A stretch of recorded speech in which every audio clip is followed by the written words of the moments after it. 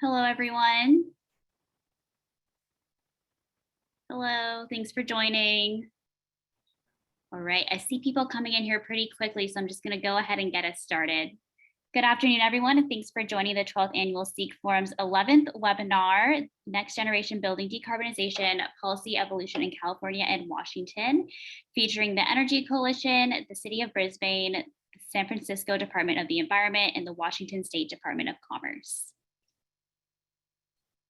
This year's forum is funded and sponsored by 3C Ren, Bay Ren, and Southern California, with additional sponsorships from Terra Verde Energy, the Energy Coalition, and TRC companies.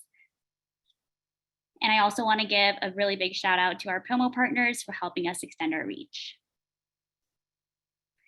I want to quickly just go over some Zoom features. Please do use the Q&A box that you'll see on your screen to submit any questions that you may have. You can also upvote on questions, which will really help us prioritize which ones to answer first.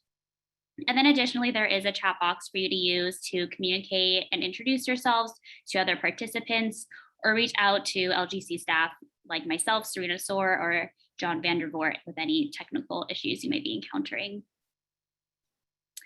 And with that, I want to pass it on to our moderator for this webinar, Mark Costa, the Director of Policy and Planning at the Energy Coalition. Thanks for joining us, Mark. Great. Well, good afternoon, everybody. Hopefully you're hanging in there, and thanks for joining. Today, we're going to go through some of the policies that we have here in California, but also incorporate the state of Washington. And so right now, what we have is some pretty unprecedented times when you look at the regulatory context and the forecasted net peak shortfall on the supply side in California. And I'm assuming that Washington has some similar challenges, with all the fires just regionally. And so within that context, we'll take a look at three very different jurisdictions, but identify the common threads in terms of their decarbonization planning. And one of the things is that benchmarking and audit ordinances have been around forever. We've written ACEEE papers about this for the last 10 years, and benchmarking has been around even before that. But the thing is, the market's really moving, and the thing that stays constant is the data that's needed and the insights about the buildings. So whether that's demand flexibility, energy efficiency, distributed energy resources, or even larger things like decentralized energy, how do these policies contribute to that? What was the thought process behind them? What were the stakeholder considerations? And really, what does that mean for the end customers? So with that, I'm going to let all the panelists introduce themselves when they go to speak, but we do have Adrian from Brisbane, we have Barry from San Francisco, and we're thrilled to have Emily from the state of Washington. So I'm going to go ahead and share my screen, and I think, let me get my Adobe app and we'll get right into it. And then while I'm doing that, do you want to launch the first poll? And yep, okay, so the poll's up. Let me maximize the screen here, and you can take a look at the agenda. The polls only need to be up for a minute. We don't need like an extensive time around this. So this is our order here, and I'm going to advance the slide and kick it over to Adrian as soon as the polling concludes. And just as a note, hosts and panelists cannot vote. So you feel free to just click the box out if you need. And with that, we'll get the results. We'll release the results and launch the next poll at the end of the next one. But LGSCC staff, is there a way to show the results, or do we want to move on? John, let's go ahead and share the results real quick. Okay.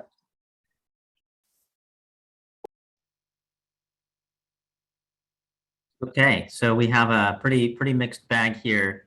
So that gives us some roadmap that we need to make it a little bit broad and inclusive for everybody to understand whether or not you've been affected. But I'm going to go on mute and turn it over to Adrian. Great. Thanks, everybody. Thanks, Mark. And thanks to everybody joining us today. I'm Adrienne Etherton. I'm the Sustainability Manager for the City of Brisbane, very small city in the Bay Area. We can go ahead to the next slide. So one of the questions I was asked to address today is, why did your agency pursue this program? What were the main drivers? And the answer is really pretty simple. The climate is changing now, and we have to do something to address it. If you've never seen this entertaining clip from Bill Nye the Science Guy, I highly recommend it. But if you're at this forum, I'm sure I don't need to tell you about the seriousness of climate change. So more to the point of why this specific program. Next slide. And that would be because Brisbane's Climate Action Plan identified existing building emissions as a priority. They represented, as of our 2015 inventory, which you can see here, 30% of local emissions, which is second only to the transportation sector, which is much more challenging for local governments to address. So California AB 802, the state's benchmarking program, really set the stage by facilitating building level data and requiring those commercial buildings 50,000 square feet or larger to benchmark, but it also allows local governments to go farther. Go ahead to the next slide, please. So in 2018, we received a climate protection grant from the Air District, which allowed us to develop an ordinance with the support of Mark and his team at the Energy Coalition, which we passed in December 19 and implemented throughout 2020 in advance of our first compliance deadline this past May. Of course, our primary goal is emissions reductions, but there are many other secondary goals for co-benefits for building owners, occupants and workers, our city staff and leaders, the real estate market, the energy grid, et cetera. Go ahead to the next slide. So the first step in developing our local ordinance was understanding our local markets. Immediately, it became apparent that industrial buildings, which you can see here in the dark blue, those are often exempted from other ordinances, but we needed to include those in Brisbane for our ordinance to really have a meaningful impact. This analysis also helped to establish the ordinance cutoff square footage, which we set at 10,000 square feet to really capture the most of that market. Next slide. So we borrowed heavily from Los Angeles and San Jose, which were some of the newer ordinances in the state at the time when we were getting started, but we had to further evolve the requirements to address those local concerns. So as I mentioned, we included industrial buildings since they're such a significant portion of our building stock. However, a lot of those buildings are single tenants in leased buildings. So the data access provisions of AB 802 would potentially limit owners from getting data. We found that Washington, D.C. had language that extended the requirements to tenants, and we decided to incorporate some of those same requirements, one of which is that tenants must provide their data to the owner, or else the non-compliance penalties from the ordinance could be put on them instead. What we really want to see, though, is for owners and tenants to be working together to improve the buildings and to share the costs and benefits of those actions. And that can be done through green leases. So we incorporated those as a compliance option. And then lastly, we request additional reporting on any current or planned distributed energy resources to help us understand how those resources may develop in the future or where we may have opportunities to support them. Next slide. So there's a lot going on this slide. It's a flow chart of our ordinance compliance pathways. The bottom line is we wanted to provide a number of different ways that buildings could comply with the ordinance that either demonstrates that they are already high performing buildings or that motivate improved performance over time. So I'll just try to quickly highlight at the top, we are here with the annual benchmarking that started this spring for buildings 10,000 square feet or more.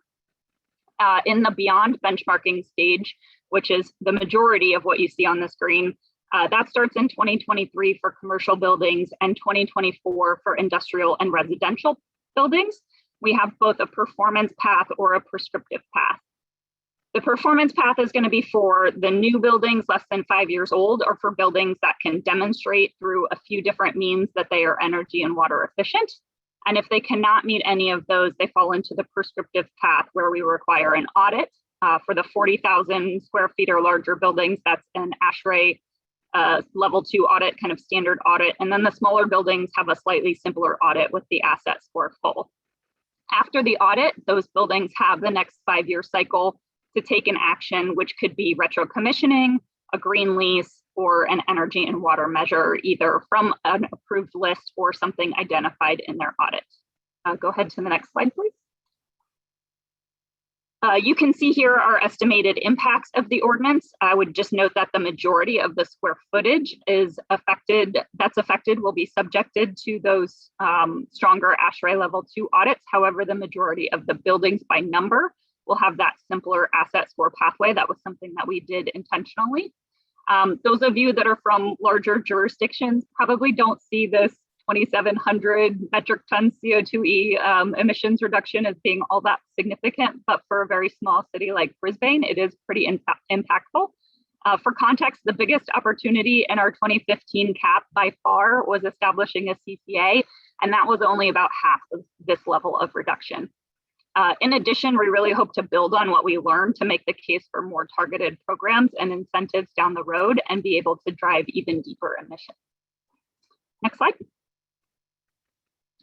So we are using a platform called Malka to manage our program compliance. And you can see here our first year compliance results as of the end of July. We have some outstanding data issues and extensions still in progress, but if all of those are successfully resolved, we would have an 87% compliance rate. Our goal for this first year was 75%, so we feel like we're doing pretty good there. Next slide. So as to trends and lessons learned, first, getting the attention of building owners took a lot of outreach. We were fortunately able to bring on a Climate Corps fellow to take this on. She made hundreds of phone calls and emails to track down the right contacts and try to motivate them to take action. In addition, a lot of folks needed help getting started and needed a lot of time. So we might be more strict in the future, but our philosophy so far has basically been that we'd rather have the data in and correct than be worried about a particular deadline. We had a lot of buildings with energy use intensities below the level that we had flagged. We know that 2020 was not a normal year for a lot of businesses. Buildings were vacant for long stretches, and that led to lower than normal usage and EUIs. It's not a great year to have as a starting baseline. But we also know that EUIs can be off for things like not including all of the site's energy meters. So we're really trying to take a close look and follow up with those building owners. So far, we found at least one where they just hadn't included all of the site's energy meters. So really lots of different cases to follow up on. We also learned that asking for custom IDs and these special requests was going to be a challenge. We had a lot of errors with unique building IDs and things just being completely left blank. The UBID issues we did have to resolve because we needed those to match up in our program compliance software. But otherwise, we mostly let that go for year one, and we'll try to work on better communications to address those things in future years.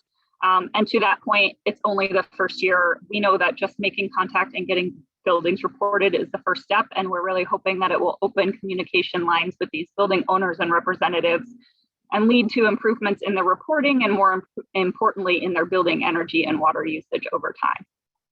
Next slide. So as far as looking beyond to unlocking future opportunities, Mark and I wrote a paper for ACEEE's Summer Institute last year about how benchmarking ordinances can be leveraged for decarbonization planning. That goes into great detail on some really interesting opportunities. I would definitely recommend you check that out if you're interested. As we begin to understand energy and water usage, we really expect to be able to target some incentive programs that are out there, like from our CCA, BayREN, PG&E, to the particular buildings that can best take advantage of them, and also identify gaps in those programs and try to target some future local programs to meet those needs.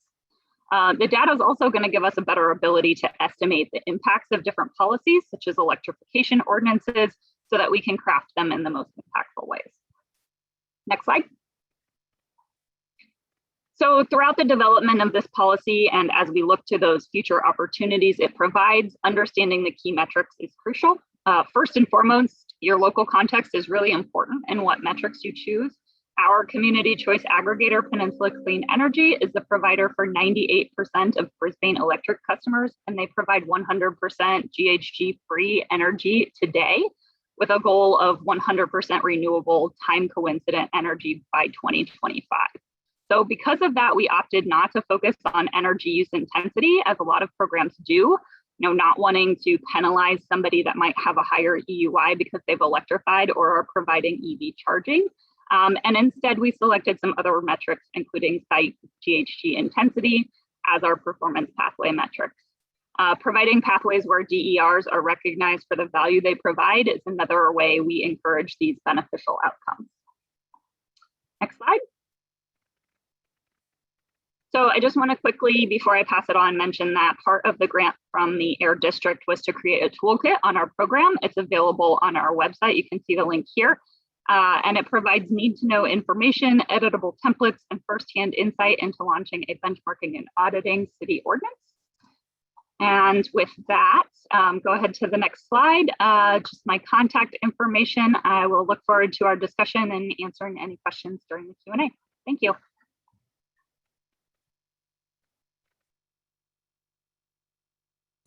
Well, thank you, Adrian. So that was really insightful. And so we can launch the next poll while we transition speakers. But, some of the things that were in there were those lessons learned and how to use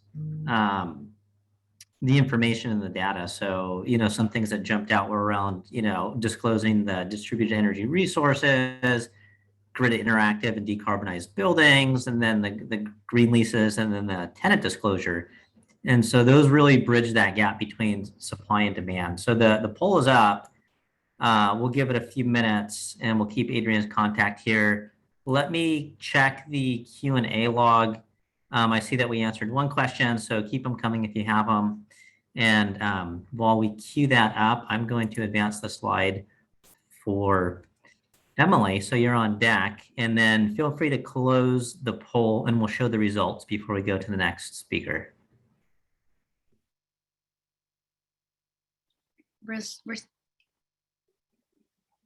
Okay, there we go. So again, energy efficiency seems to be, dominating the pack here. And just, one commentary note, and for Emily to, get into in your slide deck, is that it seems like from the state level, you're really looking holistically at how you can ensure affordability, resilience. And a lot of times that goes well beyond energy efficiency, but at the same time, energy efficiency is an enabling element to grid connected buildings, and they help in some cases with solar and storage, and sometimes they negatively affect your ability to dispatch. So it's really interesting to see how you're tackling this from the state perspective. So with that, I'll go back on mute and let me know when to advance the slides. Thank you, Mark. Quick audio check. Can everybody hear me okay? Yep. Okay, wonderful. Well, thank you so much for having me here today. My name is Emily Salzberg, and I am the Managing Director of our Building Standard and Performance Unit at the Department of Commerce, and my work is situated within the State Energy Office. Thank you so much for having me here today. I'm excited to bring forward some perspective from the State of Washington and continue to learn from all of you as well.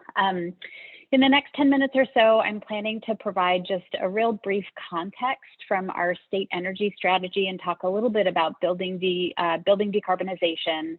And then I'll spend some time talking about the Clean Buildings program here in Washington State, which is an energy performance standard for existing large commercial buildings. We're the first in nation statewide program of this nature. And so I'll talk about that before we wrap up. Next slide, please. All right, Commerce, our purpose is to strengthen communities, and we administer over 100 different programs ranging from crime victim advocacy, housing and homelessness, infrastructure, and energy-related programs as well. Next slide. Okay, so just by way of context, Commerce was directed to update our state energy strategy back in the 2019 legislative session. So it was part of the Clean Energy Transformation Act, which passed in 2019. The last update of the state energy strategy had been completed in 2012. We worked with an advisory group of 27 members and a team of consultants who provided facilitation and then economic and decarbonization modeling. So the clear backdrop for the development of the strategy update was aligning our strategy with our clean electricity laws and the greenhouse gas limits that had been set in statute in Washington state. So the input from stakeholders and the results from the modeling work drove the recommendations that are the foundation of the strategy itself. Next slide.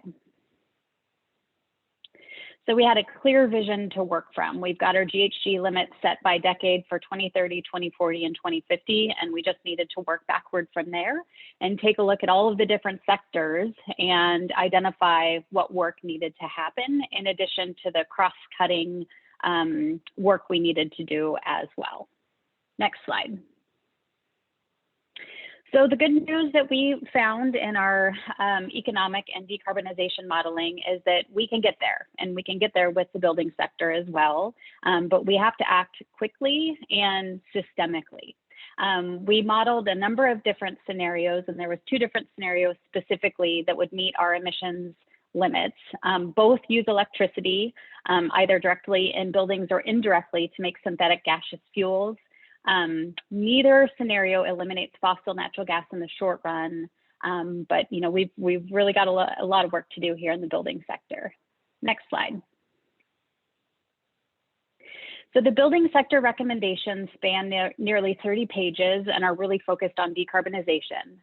It's a comprehensive list of actions that the state needs to take to meet our GHG emissions limits. And the high-level recommendations for the building sector include establishing a building decarbonization policy framework. So an example of that is we're in the process of developing a detailed building decarbonization plan for residential structures specifically. The second high-level recommendation was maximizing energy efficiency and electrification in buildings. So we do this through codes and standards. We do this through electrification programs, and clean buildings that I'll talk about here in just a minute is a key component of this recommendation. The third high-level recommendation was developing plans for the long-term transition of the natural gas distribution system. I'll expand on standards here in just a minute with our state performance standard for existing large commercial buildings. Next slide. So a couple near-term priorities that we were able to get funded in the last legislative session really are, first few steps in implementing some of the recommendations within the state energy strategy. So we recently were able to secure funding from the state capital budget to run a high efficiency electric equipment program. And we really have flexibility to work across residential, small commercial, large commercial, and a broad range of building stock within that program. In addition to focusing on market transformation, workforce training, customer support and outreach, and technical assistance. We're going to be working on developing a residential decarbonization strategy. We're working to develop residential reach codes that we can hopefully secure authority for local governments to implement if they choose to do so. Next slide, please. Okay, so this slide is going to take up probably the bulk of the rest of my time here. So in order to make meaningful decarbonization progress in the building sector, we need to be thinking about both the operation of buildings and grid connectivity of both new and existing construction. And then we also need to be thinking about the equipment that runs to keep us comfortable, right? That's why I've got appliance standards called out on this slide.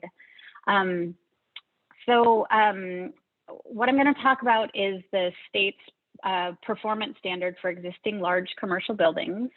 And it is, as I mentioned, the first in nation statewide standard of this nature.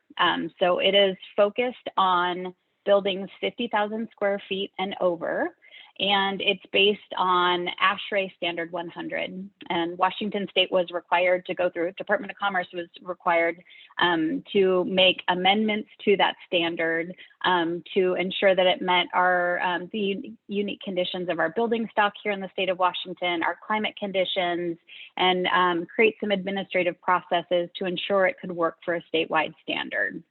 So we partnered with ASHRAE and we're able to develop an integrated standard that we have now posted to our website and is available for free download for any folks in the state of Washington or outside of Washington that want to get acquainted with the standard. And I can provide in the chat box a link to our website where folks can learn more information.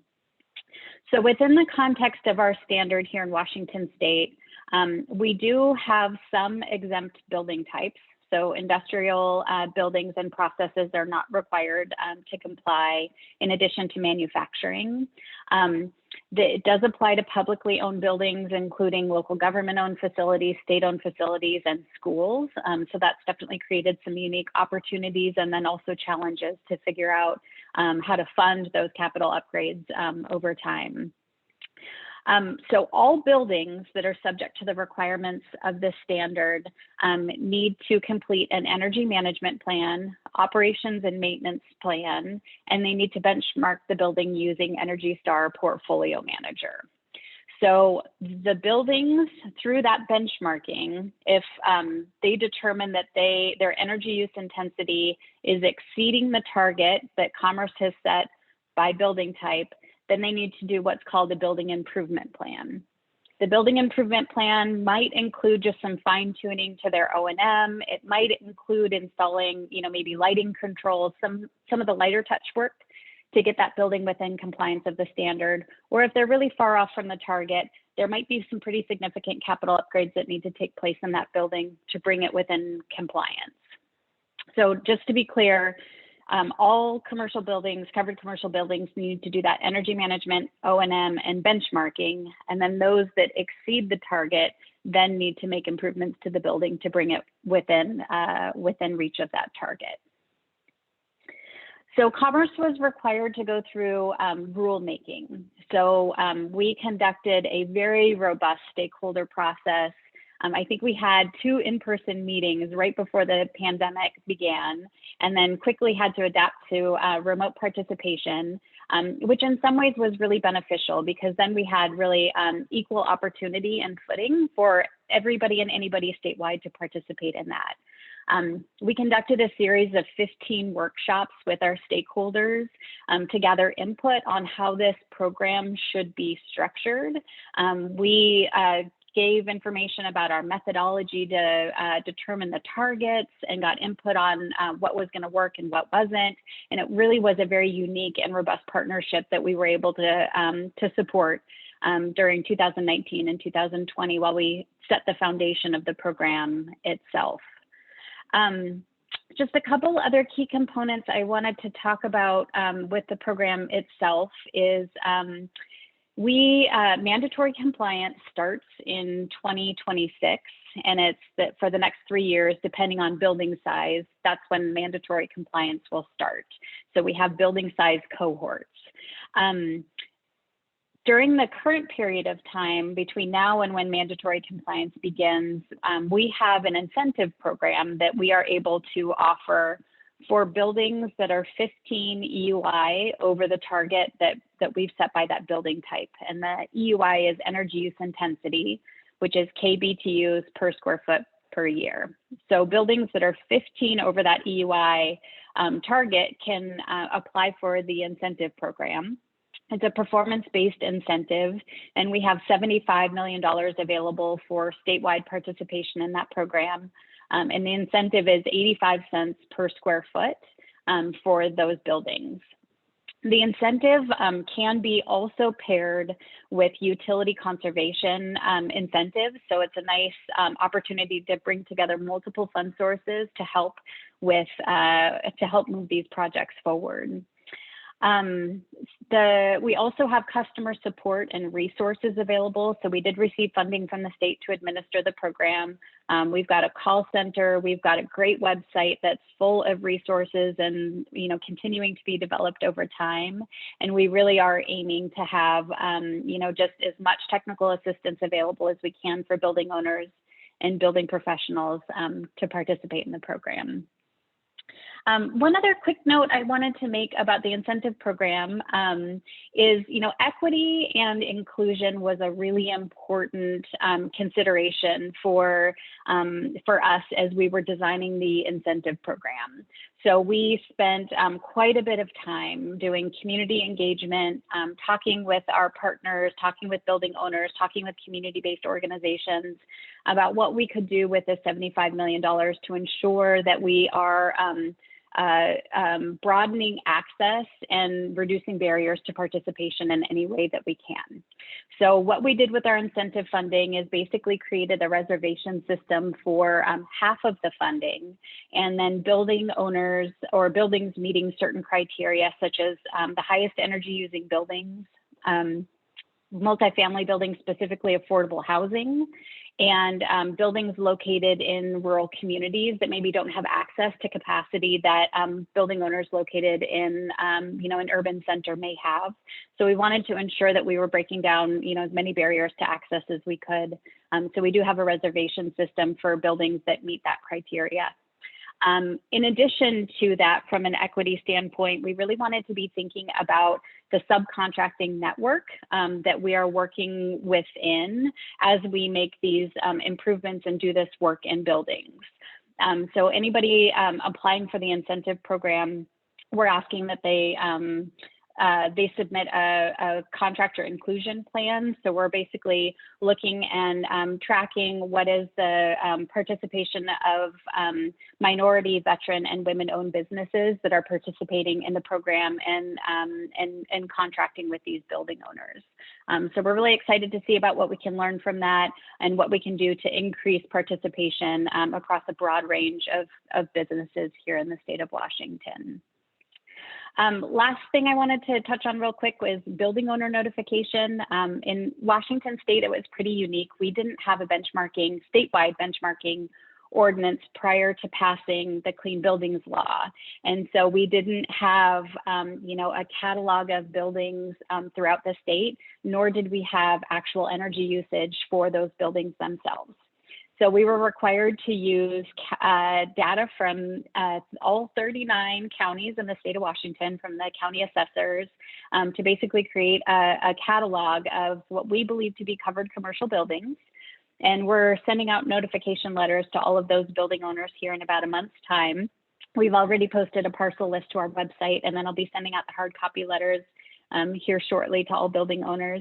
They'll have a chance to contact Commerce, and if we need to make adjustments to their square footage, maybe they're not covered by the law, maybe they are, but it's our opportunity to notify building owners around the state about the requirements of the law, and then their opportunity to participate in the incentive program as well.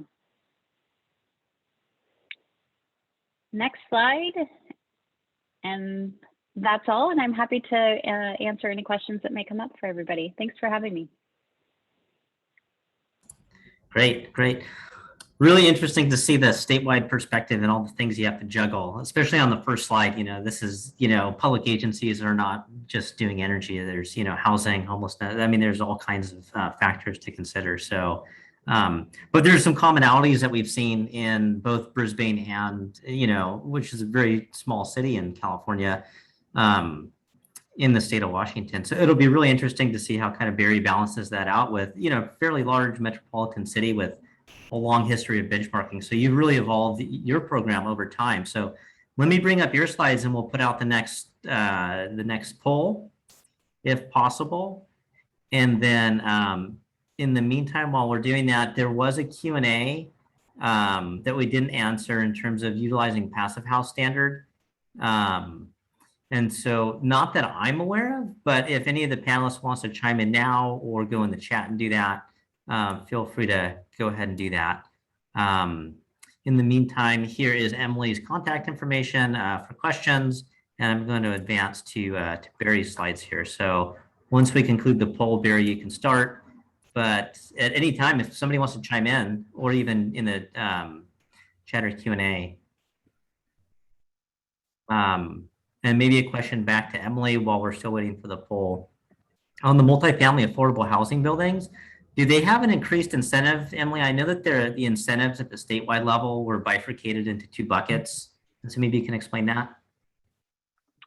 Yeah, as far as multifamily buildings are not subject to the mandatory requirement. So they're not subject to the mandatory standard, but they can voluntarily participate in the incentive program.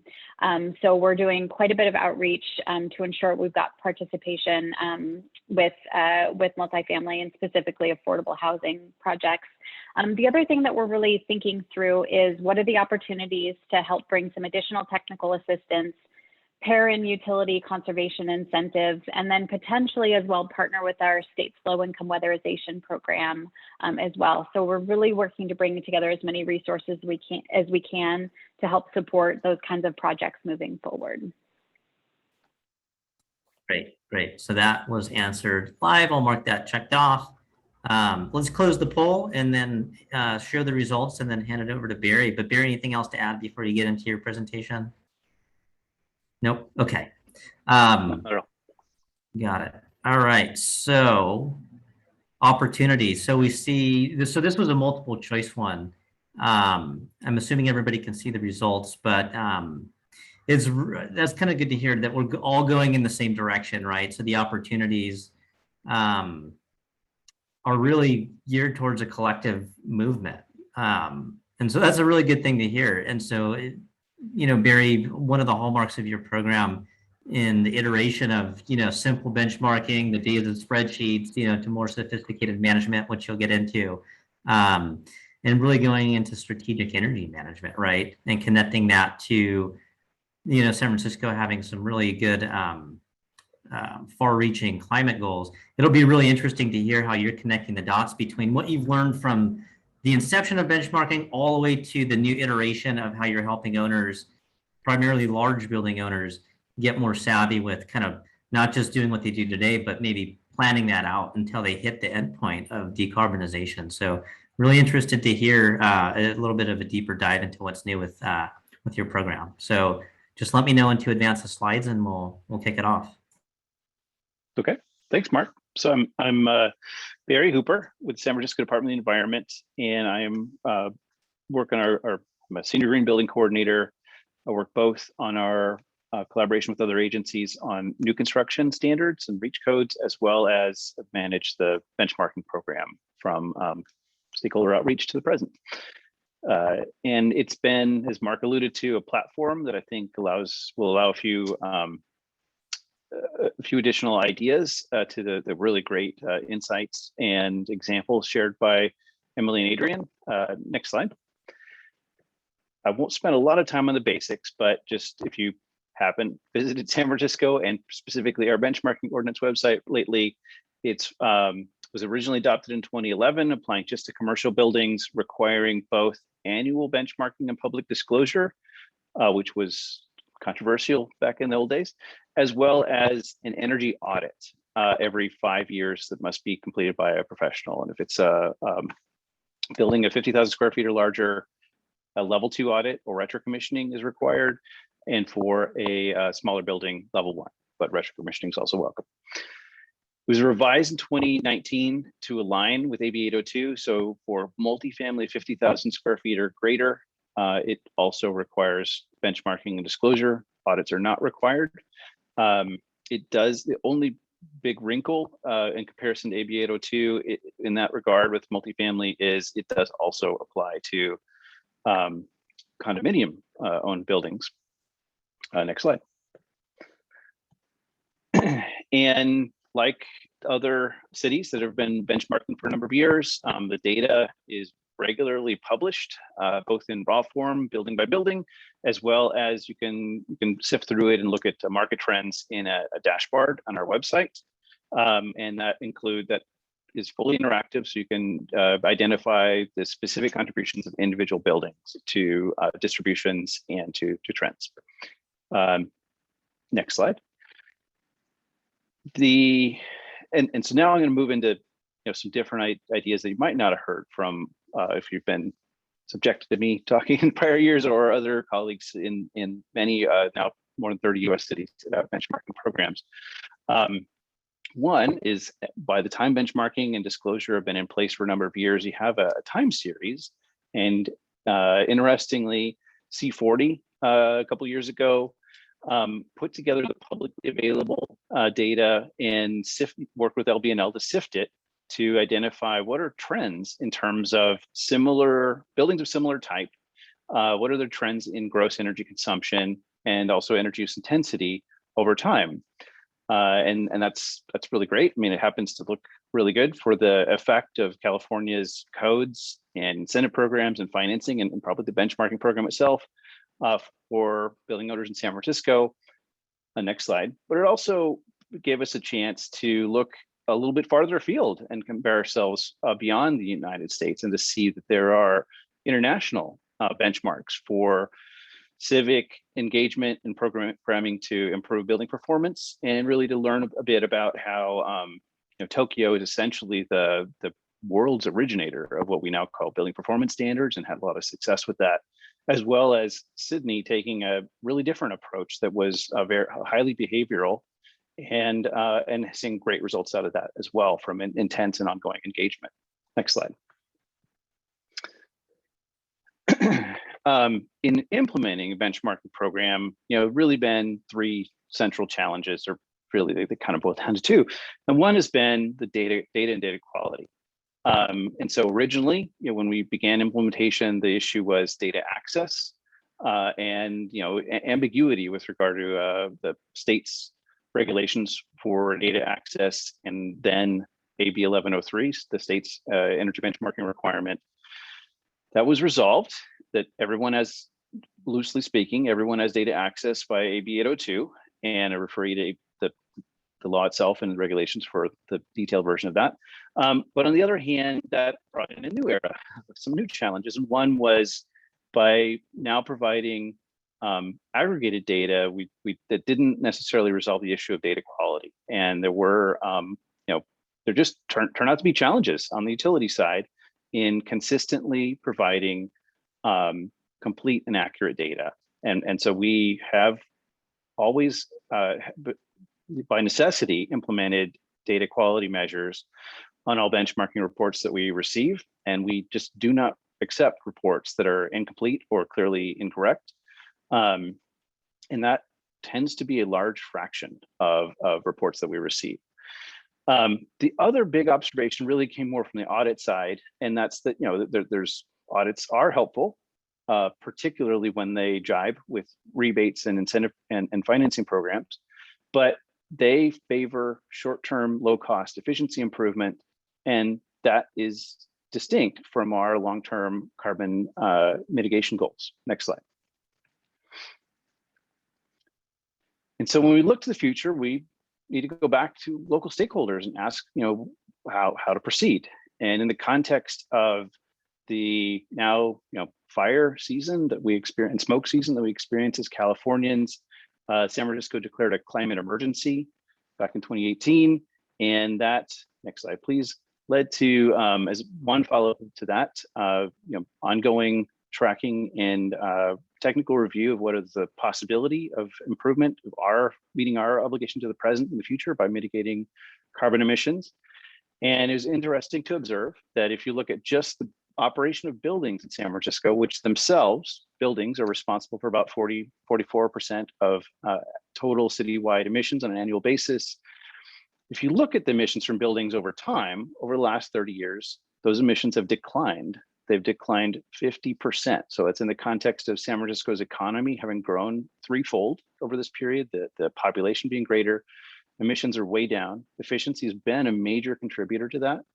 But another major contributor, of course, has been the decarbonization electric system. So not news if you've been to any other SEEK presentation, but how do we integrate this into benchmarking? How do we act on this information? Next slide. So in 2019 and 2020, at the direction of Mayor Breed, we formed task forces to look at ask stakeholders, how could we achieve the goals that have been set out as a result of that climate emergency declaration. Those goals include eliminating emissions altogether from the built environment. So how and what can we do to get that done? Was a question before stakeholders. Next slide. There's quite a bit of detail we heard from stakeholders, quite a lot of equity discussion. So to keep ourselves moving, I'm going to look just at the largest commercial buildings because they have some technical issues that are less frequently discussed. And so we're, I think, among the first to really push on this. And they also are in some ways a little more straightforward to present to you today. So one observation working with local stakeholders was how and when we act specifically to mitigate emissions from on-site fossil fuels is really going to reflect that trajectory. In other words, more electric efficiency, while essential to electric reliability, will not yield much more emission reduction just given where we're at as a community. And so how can we, the question then became, how do we empower building owners and their stakeholders to take early action so that enforcement action can really be narrowed to those who really need it, as well as city resources can be directed to those who need it. And how do we avoid this yellow line? How do we avoid delaying until we have to have a very stringent and difficult interaction in the future? Next slide.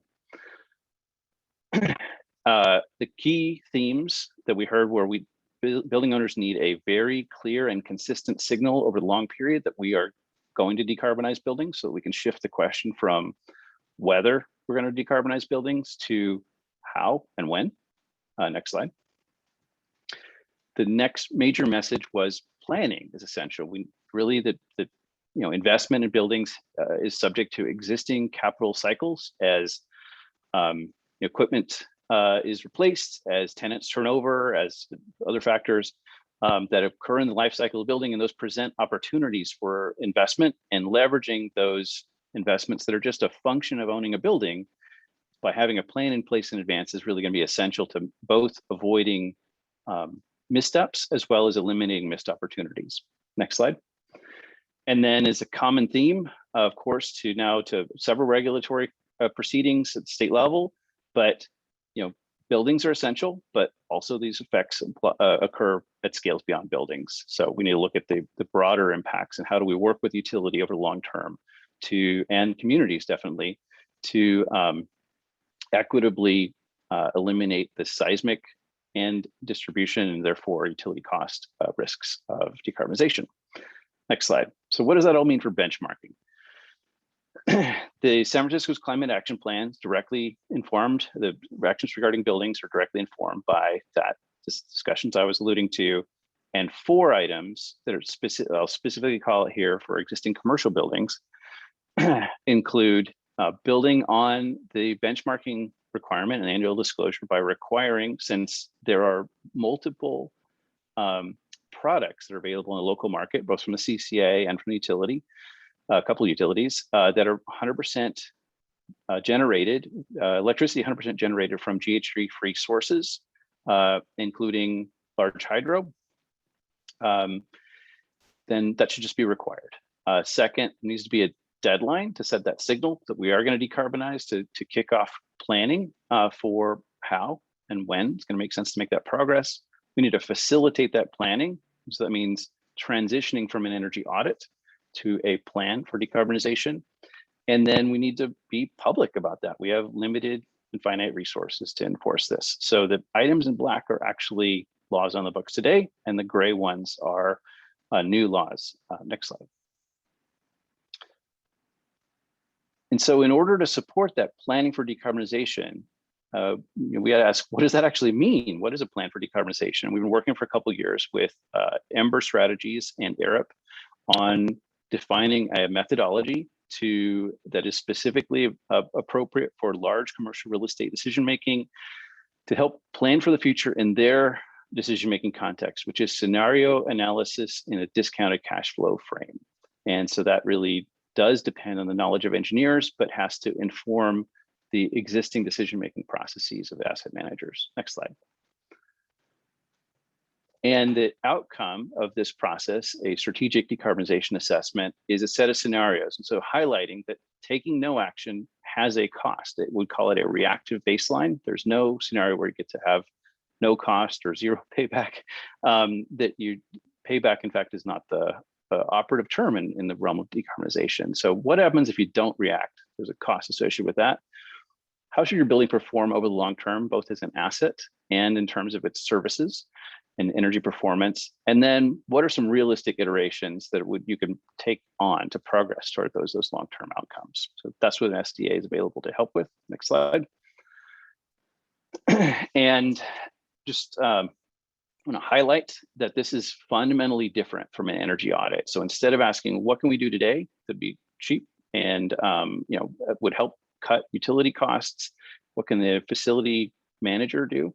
We're asking, what should asset management be planning for in terms of substantial capital projects, because we need to get this work done. So it's a stranded asset mitigation, not necessarily purely a utility cost reduction. Next slide.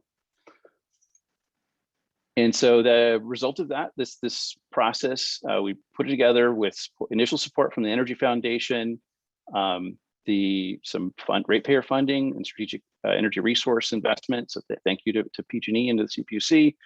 The technical work's been conducted by ARIP. It's supported by Ember Strategies, and it's gotten some attention, including on the East Coast by communities with similar goals, but having a more robust, in some ways, policies in place, such as New York City's building performance standard requirements, but a dearth of planning tools to figure out how to meet those standards. It's accepted for compliance with both San Francisco and Berkeley, and NYSERDA is invested significantly in it and applying it to the Empire Building Challenge currently. So it's heavy scale tests, and we have a couple pilots also completed here in San Francisco. Next slide. And so to wrap up, to get us to our conversation, I'll highlight a completely different experiment. So asking a different question, not how can the policy motivate action, but how can the data that we've collected from all these policies be put to work by an energy program? So a couple of years ago, we received ABAG received a grant from the U.S. Department of Energy that brought together teams from NREL, LBNL, San Francisco, ABAG, and others, and really asked this question: how could we leverage publicly available data to target where we could make improvements in small and medium commercial buildings and help them with a plan for improvement over time, measure the outcomes via normalized meter energy consumption. And we've learned a lot through this process, and it's been a successful proof of concept. We also, the whole energy landscape in California has changed radically over the period of the project. And so it's certainly been lessons learned, and we appreciate the opportunity to learn from it and to show that we could put the benchmarking data to use for energy program management. Next slide. And with that, I'll wrap up so we can get to the discussion. Thanks, Mark. Great. Well, really helpful. That's the last slide of the deck there. So we'll park it here. There are some questions that we have. Maybe I know that we have less than 10 minutes left. So let me just see if anybody wants to pluck them off. Compliance rates. I know, Adrian, you mentioned that, and the definition of compliance definitely evolves over time. Barry and Emily, I know it might be early for you, Emily, because the program I don't think has officially had a compliance cycle yet, but Barry, what's the ballpark that you see every year? For commercial, it tends to run around 80%, and that's partly we emphasize data quality over punishment, and so there's an implication from that. It definitely has been trailing, though, for the sectors that we brought on more recently, particularly multifamily and condos. And so we've both been working with those local stakeholders, as well as the pandemic itself had some impact, practical impacts in terms of what we can expect of businesses impacted in the last year. Great. Okay. And then the status of the trace, not train trace, but tracking real-time atmospheric emissions. Has anybody heard of that one? I haven't. We can follow up. Okay. And then in terms of, there's two kind of heavier questions here. So let me read through the last one. Developing is the state of California. Well, let's let the Energy Commission and the CPUC and all joint agencies answer that one from that last question that came in. But, there's the SB 100. There are, various, assembly and trailer bills that are coming out right now. So we'll see what happens there. I see Barry's in there typing. So then is there significant electricity emissions from peak periods, right? So I think we all see the duck curve in some form or fashion. Might not always be the case on a line circuit, but is there any interest in gathering interval data for this process, or really taking a look at that in any of these programs? I know it's not a requirement, and portfolio manager typically starts with monthly. Some audits definitely use interval data. Any comments on looking at interval data and peak demand requirements? That might be led by another state, just because as Californians, we've been so leery of transparency with regard to energy data. I do think that's been significantly discussed, or maybe being applied in Washington, D.C. currently. But some of those follow-up activities I mentioned benefit from interval data, but we need consent in order to put that information to use. Yeah, and how about in Washington? How's the data access been there, or level of peak demand that you're trying to avoid? Has that have been an issue, grid constraint? Yeah, great question, Mark. And I'd say, really it's too early with clean buildings to comment on that. At some point, it's my hope we can get there, but it's just too early.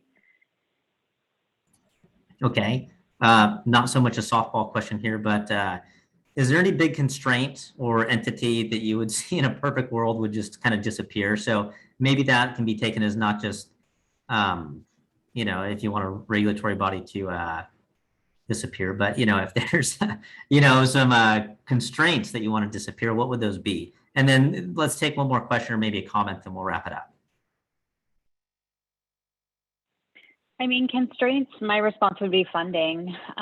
We're working in the context of large buildings. It can be expensive to not only maintain staff and capacity to do this type of work, but then also to make capital upgrades to the buildings themselves. So maybe I'm just stating the obvious, but I think funding is one of the biggest challenges that we have. And it's also a huge opportunity for us to be creative about how to layer in multiple incentive streams, potentially lean on PACE financing where it's available. In Washington, local governments have authority for PACE financing, but it's really on the local governments to adopt. And so it's pretty inconsistent around the state. So the constraint, funding, if we could take that out of the equation, the sky's the limit. Yeah. Barry, anything to add there? I mean, as you mentioned a minute ago, if interval data if we had a little bit different open discussion about whether the risks of publishing energy data really merit treating it as completely private for non-residential uses, I think that'd be very helpful. We wouldn't need benchmarking. It's been regularly been observed to me. We wouldn't need benchmarking if the data was simply published. And that's true. We wouldn't know what we know out of this program if we didn't benchmark, but there could be a simpler solution as well. Yeah, great. Well, just to kind of wrap it up here, I mean, we've seen the evolution from, just heavy benchmarking efforts and, what's your KVT per square foot, right? To the methods that Barry has shown. And then what Emily's doing on the statewide scale, tying it back to the climate action plan, thinking about decarbonization. I mean, it really helps us, or maybe makes us think about what's the role of local government in all this, and what there are federal requirements that whether or not they're enforced or not in terms of Disaster Mitigation Act, right? How do local governments plan for hazards and disasters, and what does that mean if we have energy shortfall? The line between energy efficiency and demand flexibility really is blurred, and these things that we get incentivized to do are things that are mission critical to keeping the streetlights on, the water pumping, or your business open and business running and the economy running. And so these aren't just, hey, let's do this because we want something to do with the city. It's, hey, this is some pretty important stuff. And as the grid is changing, as maybe the grid itself and the infrastructure could change, as we're thinking about how do we provide energy, as we look abroad, as Barry accurately kind of put out there in terms of what Tokyo and Sydney have done, why can't we do that? People look to us to see what we're doing out here in California and in the US generally. Let's really do it well, right? You know, we're not maybe always the leaders that we think we are, but we do get a lot of recognition, and we can even go farther. So this really highlights what you can do between 3 different sizes of jurisdictions on the West Coast here in California. This is what's coming. So with that, I'm going to turn it back to the SEEK folks to close us out here. And just thank you to everybody that participated, and we'll hopefully see you soon. Perfect. Thanks so much, Mark, and to our panel for that conversation. It's so important to look across scales. I do want to give one more shout out to our sponsors, and then also highlight our last 2 events for the forum. I really appreciate everyone who's stuck with us for the past 3 weeks. We do have one more webinar tomorrow, and then our closing plenary, highlights and horizons, and interactive forum closing. So we'll see you then tomorrow. And just before we hop off here, I do want to point you to our post-session survey, which you can take for a chance to win a $50 gift card. So please do give us your feedback. We love to read it, and we'll see you tomorrow. Have a good day, everyone.